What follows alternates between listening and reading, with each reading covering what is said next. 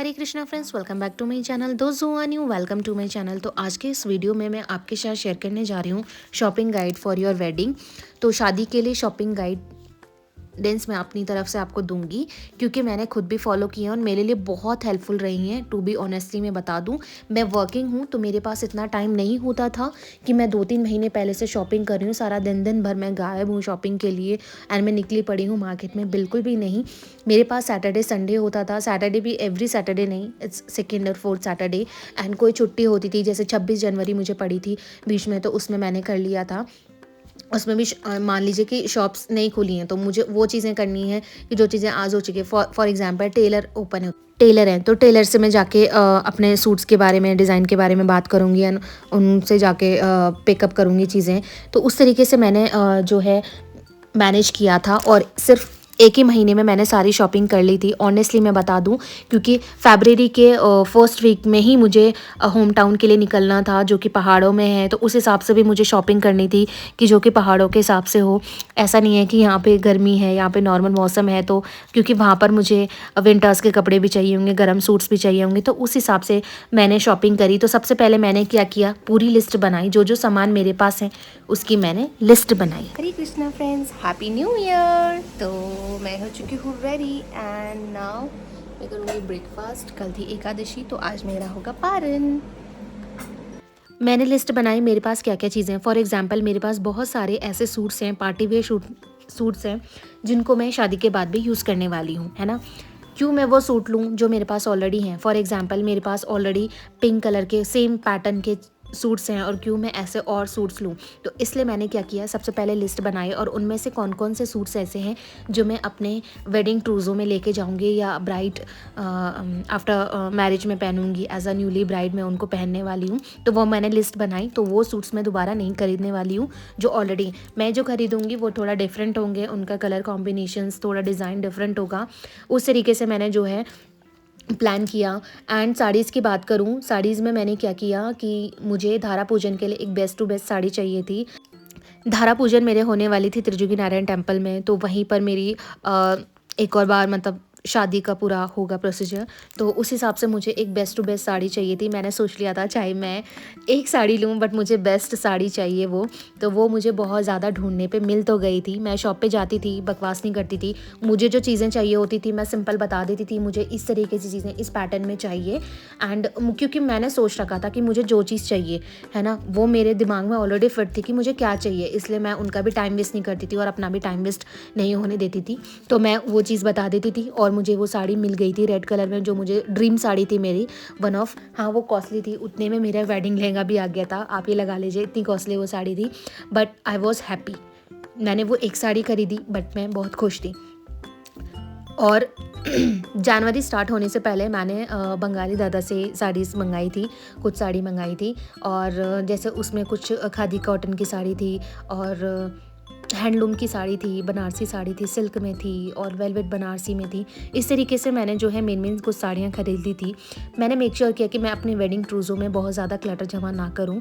और जैसे मुझे बांधनी और लहरिया साड़ी चाहिए थी तो वो मेरी बहन ने मुझे गिफ्ट कर दी थी, क्योंकि जब शादी होती है तो आपको सूट साड़ी गिफ्ट्स में ऑलरेडी आती हैं। तो इसलिए मैंने मेन उस तरीके से साड़ी खरीदी। मुझे कब कब पहनी है, जैसे मुझे कौन कौन से टेम्पल पहननी है, कौन कौन सी जगह जाना है। जैसे हमारे यहाँ पे धारी देवी टेम्पल जाते हैं, घर में एक पूजा होती है, उसमें हल्दी में एक न्यूली येलो साड़ी चाहिए होती है, बिल्कुल नया कपड़ा, कोरा कपड़ा, वो मैंने किया। और जैसे मुझे काली मठ टेम्पल जाना है तो वहाँ के लिए मैंने एक साड़ी ख़रीदा। तो उस तरीके से मैंने जो है अपने लिस्ट बना ली थी और लिस्ट बना करके मैं उनको टिक करती जाती थी। और कुछ साड़ी मैंने बंगाली दादा से 4-5 साड़ी खरीद ली थी, 2-4 साड़ी मेरे पास पहले से मैंने खरीद रखी थी, जो साड़ी मैं वेडिंग ट्रूज़ों में लेके जाने वाली थी। तो इस तरीके से मैंने वेडिंग ट्रूज़ो अपना डिसाइड किया, मैं क्या क्या लेके जाने वाली हूँ। सूट्स मैंने डिसाइड किया, उसमें कुछ गर्म सूट थे, कुछ पार्टी वेयर न्यूली वैसे सूट थे ब्राइट कलर्स के। और कार्डिगन्स मैंने डिसाइड करे, जैसे रेड कलर का मुझे कार्डिगन चाहिए, एक क्रीम कलर का चाहिए मुझे, एंड पिंक एंड ब्लू, ऐसा कुछ मैंने रैंडम ले लिया था। क्योंकि ग्रूम की साइड से भी कुछ चीज़ें आती हैं तो मैं डबल डबल नहीं चाहती थी चीज़ें एक्सेस अमाउंट में। फुटवेयर में मैंने डिसाइड किया कि मुझे किस तरीके से चाहिए। बहुत ज़्यादा हील्स मैं पहन नहीं सकती थी पहाड़ों में, क्योंकि मुझे चलना भी पड़ेगा तो इसलिए मैंने कोल्हापुरी स्टाइल में हल्के हैंडवर्क हो उनमें इस तरीके से नॉर्मल बेजेस वाले सैंडल्स खरीदे एंड एक आध पेयर ऑफ जूती खरीदी। तो बहुत ज़्यादा सामान क्लटर जमा करने का कोई मतलब नहीं था, क्योंकि हमारे पास ऑलरेडी सामान होता है और इतना ज़्यादा सामान होता है हम उसे यूज़ नहीं करते हैं, बट वो जमा होता चला जाता है। और उसकी एक एनर्जी होती है, हर एक सामान की हर एक ऑब्जेक्ट की ना एक एनर्जी होती है। वो एनर्जी आपके सराउंड ना घूमती रहती है। आप देखेंगे कि जो खाली रूम होगा ना उसमें आपको ज़्यादा शांति मिलेगी, और जो भरे हुआ रूम होगा उसमें आपका दिमाग जो है वो ख़राब हो जाएगा।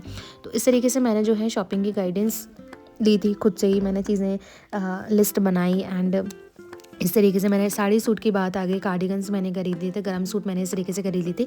एंड आउटफिट्स जो मैं पहनने वाली थी, फॉर एग्जांपल संगीत में, हल्दी में, मेहंदी में एंड शादी में, तो उस तरीके से मैंने डिसाइड कर लिया था। फॉर एग्जांपल संगीत में मैंने पहना था एक पॉपअप पिंक कलर का ब्राइड सूट, जो कि मैंने 1 साल पहले लिया था अपने भाई के एंगेजमेंट में। तो वही सूट मैंने अपने संगीत में पहना। हल्दी में मैंने एक प्लेन येलो कलर की साड़ी पहनी थी विद पिंक ब्रोकेट ब्लाउज़। तो और जो मैंने इयरिंग्स पहने थे वो दुल्हनिया वाले इयरिंग्स पहने थे, क्योंकि वो जा भी रहे थे मेरे आउटफिट पे, और वो मेरे 4 साल पहले के इयरिंग्स से, मेरी सिस्टर की वेडिंग के उसने पहने थे वो इयरिंग्स अपनी मेहंदी के दिन। तो वो मैंने संभाल के रखे थे। सेम चीज़ ख़रीदने का बार बार कोई मतलब नहीं बन रहा था, तो इसलिए मैंने जो है वो भी नहीं ख़रीदा। संगीत और हल्दी के आउटफिट्स मेरे इस तरीके से डिसाइड हो गए थे। मेहंदी के लिए मैंने एक गोपी ड्रेस लहंगा ख़रीदा था, जो कि मैं रिक्रिएट करने वाली थी और अगेन मैं उसको पहनने वाली थी, तो मैंने वो भी बाय कर लिया। एंड आफ्टर दैट मेरी शादी का मेन जो आउटफिट होता है लहंगा, वो तो ग्रूम की साइड से ही होने वाला था, और बाकी मैंने सूट्स का आपको बता दिया। तो ये सारी टिप्स एंड ट्रिक्स मैंने यूज़ करी। टाइम लिमिटेशन थी मेरे पास, टाइम भी कम था, इतना ज़्यादा टाइम नहीं था मेरे पास, तो मैंने इस तरीके से चीज़ों को डिसाइड किया। और फिर दिल्ली गाज़ियाबाद से मुझे सामान पूरा होम टाउन लेके जाना है, तो मैं बहुत ज़्यादा अमाउंट में सामान नहीं लेके जाना चाह रही थी कि मैं उसको हैंडल ना कर पाऊँ, लाइक यहाँ से वहाँ इतना ज़्यादा सामान ले जाना। और जैसे लिफाफे वगैरह हमने ख़रीदे, तो मैंने डिसाइड कर लिया, जैसे फॉर एग्जांपल हमें 20 वाले चाहिए, 50, 100 वाले, तो उस हिसाब से मैंने कलर्स के हिसाब से लिफाफों को डिसाइड कर लिया एंड पहले से अरेंज कर लिया अलग अलग लोगों से, बैंक से, जहाँ जहाँ से मिल सकते थे उस तरीके से चीज़ें को जो है हमने प्लानिंग किया है, लिस्ट बनाई क्या क्या चीज़ें लगेंगी, क्या क्या चीज़ें बाद में लगेंगी, और वो सारा डिसाइड किया हमने, है ना। हमें कितना कैश वैसे चाहिए, जैसे खुला कैश चाहिए, मालाएं कितनी चाहिए पैसों वाली, उस तरीके से हमने जो है डिसाइड कर लिया एंड उस तरीके से बाय किया। जैसे जैसे सामान आता था मैं टिक करती जाती थी डायरी में, एंड ये मेरे को बहुत हेल्पफुल रहा।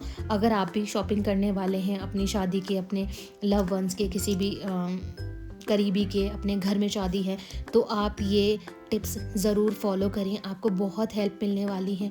तो आज के व्लॉग को मैं यहीं पे एंड करती हूँ। होप सो आपको व्लॉग पसंद आया हो। व्लॉग पसंद आया तो लाइक शेयर एंड सब्सक्राइब करें। आगे आपको मेरी वेडिंग के जो हैं व्लॉग्स देखने को मिलेंगे, तो चैनल को सब्सक्राइब कर लें। तब तक के लिए बाय बाय, टेक केयर।